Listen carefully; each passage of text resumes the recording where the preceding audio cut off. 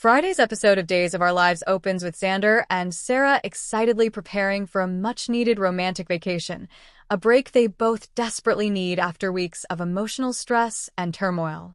Just as they're ready to leave, a sudden phone call disrupts everything. The news is urgent, pulling them back into Salem's orbit before they can even pack their bags. The situation rattles Sarah, who wonders if this is just bad luck or something more intentional. Xander, growing suspicious, suggests someone might be deliberately keeping them from leaving town, fueling his frustration and sense of paranoia. Elsewhere in Salem, Chad finds himself spending unexpected time with Kat, both of them stepping in to comfort Felicity, who has just suffered an emotional blow. Felicity remains tight-lipped about the exact cause, but it's clear she's struggling. As Chad and Kat try to be there for her, they're also drawn closer to one another. It's a quiet shift, full of lingering glances and unspoken emotions. Chad, still navigating grief and emotional uncertainty, begins to feel something new taking shape, something he's not ready to confront. At the DiMera mansion, EJ is facing a different kind of crisis. Concerned for his son Johnny's safety, he vows to do whatever it takes to protect him from the rising tension around the family. EJ is in damage control mode, trying to outmaneuver unseen threats while also maintaining his grip on the DiMera legacy. He tries to assure Johnny that he's safe, but it's clear EJ is worried about something he's not yet ready to share. This protective instinct stirs up his deeper insecurities, and behind closed doors, he wrestles with the pressure of being both a father and a DiMera. Meanwhile, Alex Kyriakis isn't giving up on Stephanie. After their relationship hit rocky terrain, Alex decides to lean into his charm and flirtation, hoping to rekindle what they once had. He invites her to lunch and tries to play it cool, cracking jokes and making references to their past. Stephanie, though amused, keeps her guard up.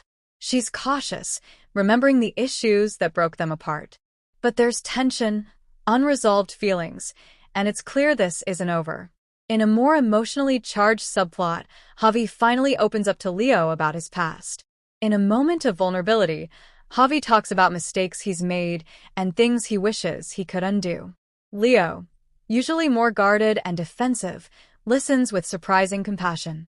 Their conversation is quiet but impactful, showing that both men are more complex than they appear. It's a moment of emotional honesty that may mark a turning point in their dynamic. The tension in Salem escalates as Maggie confronts a harsh truth. After weeks of suspicion, she finally learns the real reason Constantine proposed to her. With the help of Steve, John, and Marlena, she reviews a hidden prenup agreement and other incriminating documents. The evidence is overwhelming. Constantine's motives were never about love. They were about power, control, and access to her fortune. Maggie is shaken to her core. For a woman who's weathered so much, this betrayal cuts deep. But Maggie doesn't crumble. She regroups and agrees to work with Steve and John to bring Constantine down. Just when the episode feels like it's settling, a dramatic confrontation breaks out at the bistro. Gabby storms in, furious and desperate. She demands answers from EJ about her missing brother, Rafe. EJ tries to stay calm, but Gabby is beyond reason. In a shocking moment, she pulls a gun and aims it straight at him. The room freezes. Gabby, emotionally unraveling, accuses EJ of covering up what really happened to Rafe. Tension builds, and for a moment, it seems someone might get hurt.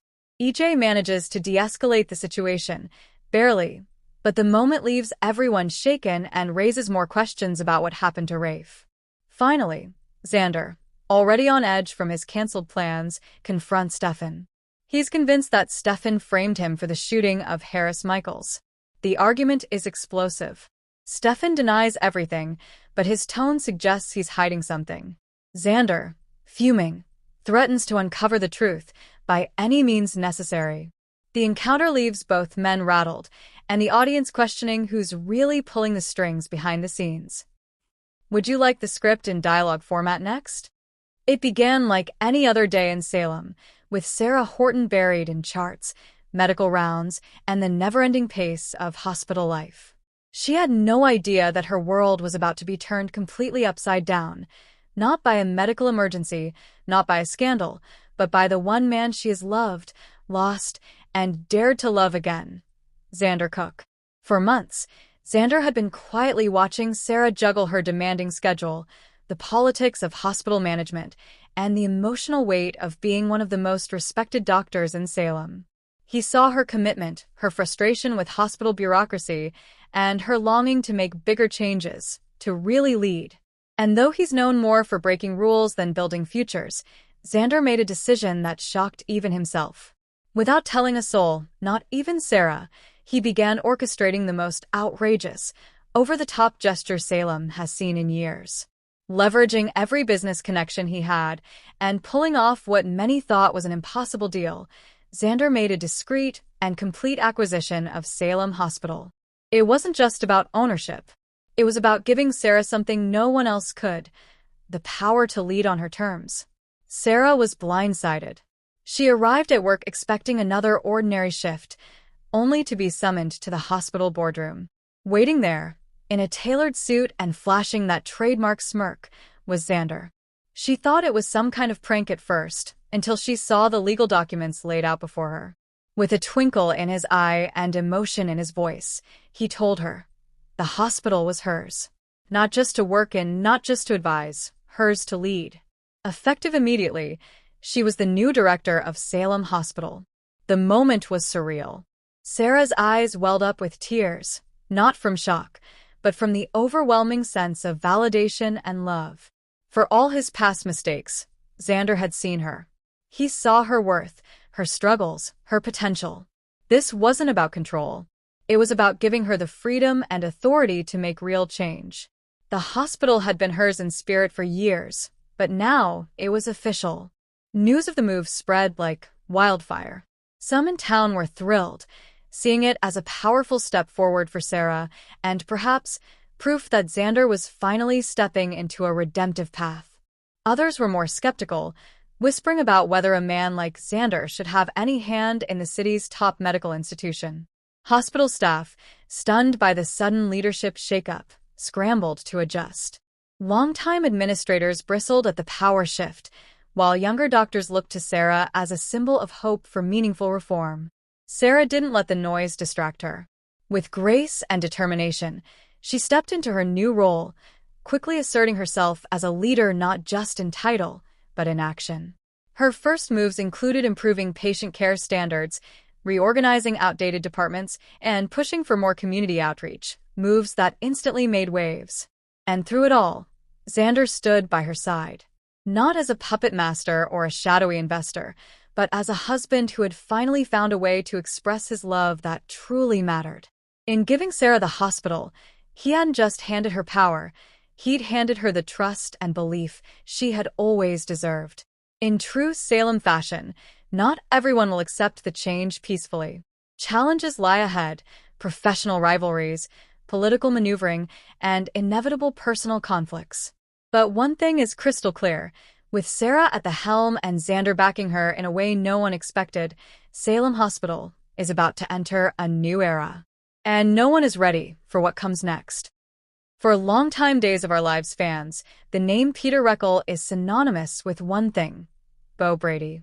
The leather jacket, the motorcycle, the stormy romance with hope. Beau wasn't just a character. He was a legend. And now, after years of rumors, wishful thinking, and fleeting appearances, Peter Reckell has made a statement that has the entire soap world buzzing with hope and excitement. It all started with a simple, sincere message shared by Reckell himself on social media. Known for his grounded, thoughtful connection with fans, he didn't offer hype or vague teases. Instead, he spoke directly from the heart. He thanked his followers for their love and loyalty, and then, almost quietly, he dropped the line that sent shockwaves through Salem and beyond. Several of you responded by asking me to come back to DOOL. I would love to go back. The show just has to find room for me.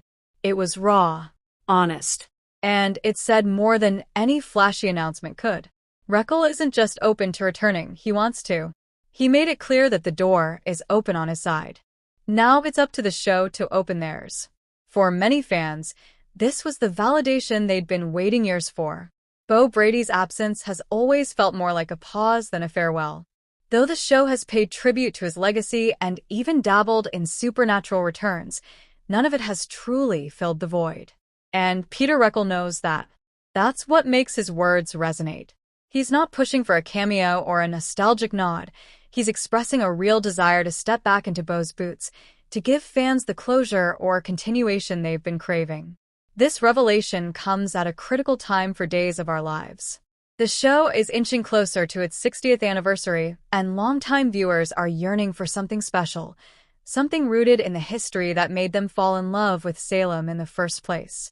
A Beau and Hope reunion wouldn't just be fan service.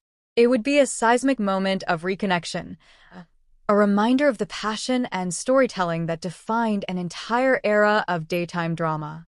But Peter's message also carried a touch of realism. The show just has to find room for me. That's the bittersweet part. It reminds us that soap operas, as beloved as they are, must constantly juggle storylines, characters, and contracts. Nothing is guaranteed. Yet the ball is now in the writer's court. And with fan demand reaching a fever pitch, it's hard to imagine them not seeing the potential in bringing Beau back. More than just a character, Beau Brady represents the golden age of DOOL, a time when romance, rebellion, and raw emotion lit up screens and drew millions of viewers in every afternoon. Reckell's revelation didn't just stir nostalgia, it reignited a flame. Fans aren't just hoping he'll return, they're believing it. As speculation swirls and anniversary preparations begin, all eyes are on the creative team behind the show. Will they find space in the ever-twisting narrative of Salem to give Beau Brady the return he and his fans deserve? Only time will tell. But one thing is certain, Peter Reckell has made his move, and the world of daytime television may never be the same again.